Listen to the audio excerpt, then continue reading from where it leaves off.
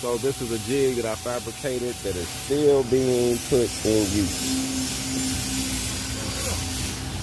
And this is for the Nova fire pit, and we're using this Prime Well 60. It's a good plasma cutter for the money. If you don't want to break the bank and you want to get you something to make some money with, that ain't a bad one. But it gives a good cut though. Hold on.